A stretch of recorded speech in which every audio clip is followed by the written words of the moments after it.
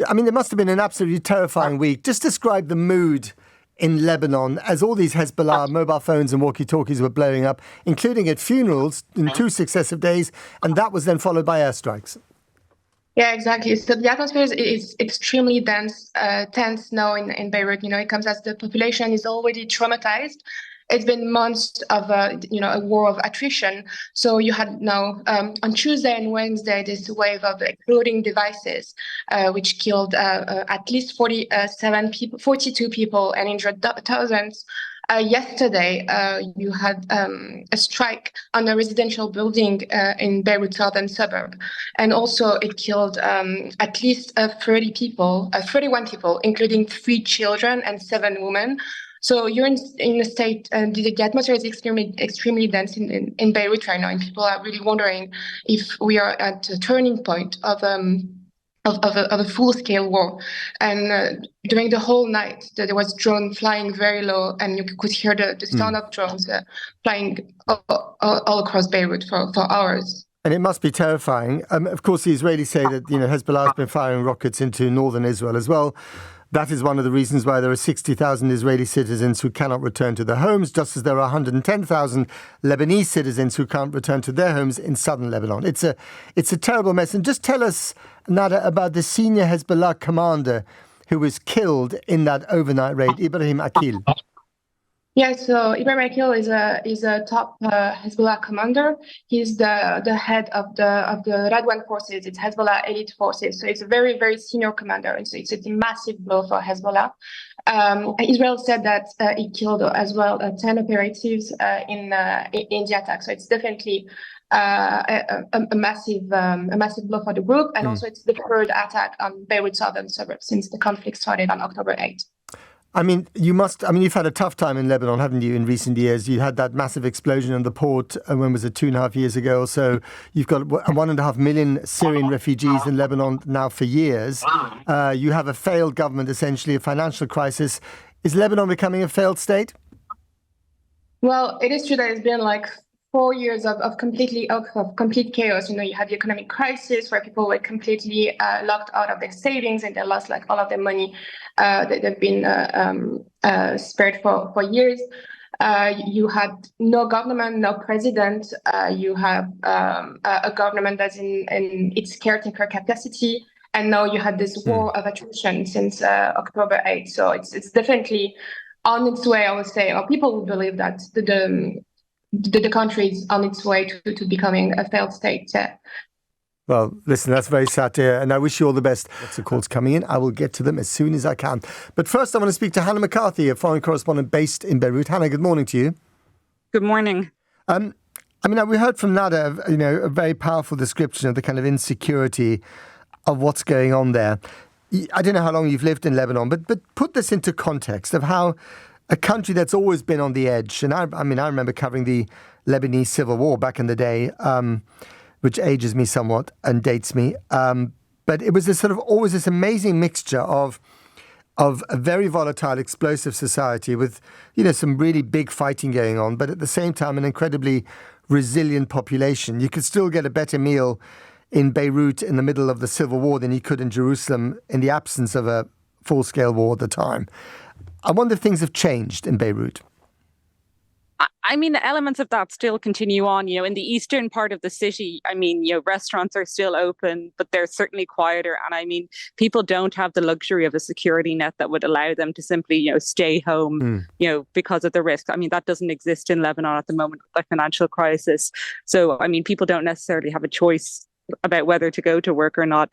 But I think usually people have a kind of mentality that there's certain areas you have to go to if trouble is to come your way. Basically, people feel a certain sense of safety if they're in certain areas like Christian neighborhoods. And I think that's gotten a little bit more shaken. I think people are still holding on to that story in their heads. I think perhaps as a calming kind of device at least. But I think the scale of the damage this week and just how widespread these attacks were, the fact that, children were witnessing these attacks, even if they weren't actually themselves injured. You had fathers describing, trying to make sense of what their children had just seen while they were driving along a street, and they saw people with, bloody eyes and bloody hands. Yeah. So I mean, it's a very distressing event, even if people aren't, directly impacted. It's created a sense of, fear around, our baby monitors safe. There was kind of, rumors going around that haven't yet been substantiated about, solar panels exploding. But it's that kind of mentality where there's a layer of paranoia that now exists. People usually had a sense that they knew where the front was. They knew where the danger was and they could avoid it. And that's been a bit shaken this week. That's very, very well put. And I just wondered from your own experience, I mean, looking at your own mobile phone and watching your friends looking at their mobile phones or avoiding their laptops. I mean, these devices are such an integral part of our being these days. Did you see people kind of, put them in a drawer or throw them out the window or react in that kind of way? Do you know something? I didn't see that, and I did notice, in the aftermath, I live near a hospital that did take in some of the what we presume is Hezbollah members injured by the attack. And late at night, I still saw people on their mobile phones still calling. I mean, it's extremely hard for people to not communicate somehow. And I mean, for the walkie-talkie advice, as soon as those started detonating, we saw scenes at the funeral of people throwing away those walkie-talkies. But I mean, and again, we understand that part of the reason why the attack, even on Friday afternoon, was so deadly was that all the communication lines basically had been taken out. They couldn't use pagers, they couldn't use walkie-talkies. In that case, you have to meet in person, and they took that risk.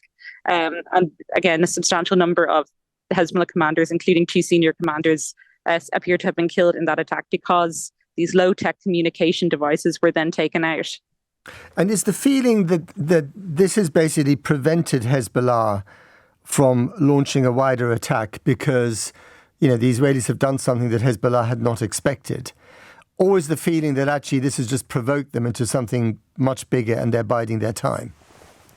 I think what's happened, I think that's still unfolding. But I will say, I think this kind of week, at least for kind of Hezbollah members, the Lebanese Shia community that kind of live in their strongholds, it's a little bit of a 7th of October event for them, in the sense that it's shattered their perception of Hezbollah's security capabilities, its ability to protect them, in the same way that many Israelis felt that their contract with the Israeli state was shattered after the 7th of October. They had this sense of the Israeli military's prowess and superiority over Hamas, and that was shattered. So I think there's a real sense of, what are you doing if you cannot protect us? What are you doing as a sophisticated paramilitary organization if, you have so many security breaches that have, cut across rank and file, not just senior members, but, down to, lowly kind of members who their families probably didn't even know they were Hezbollah members. And I mean, I think there's a real sense of, disillusionment in Hezbollah's capabilities from its own constituents. It's fascinating. Just finally, Hannah, I mean, we talk about Hezbollah kind of loosely without really mentioning the fact that Hezbollah is almost like a state within a state, and arguably more powerful than the kind of stricken, some would say non-existent Lebanese government. Tell me about that relationship between Hezbollah and the actual government of the nation state of Lebanon.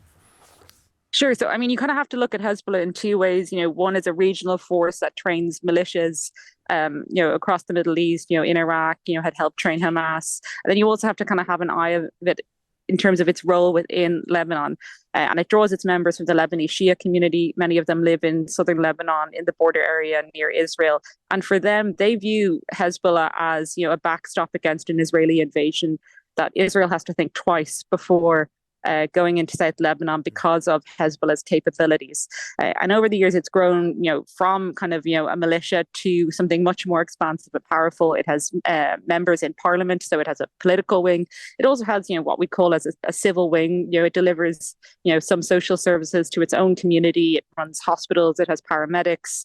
When fighters die, there are, pensions basically paid to families. So there's quite a sophisticated, support network there. At the same time, a lot of the people who join Hezbollah are from working class neighborhoods. If you go to Dahieh, I was there the day before yesterday, it's not a wealthy area. It is still a deprived area.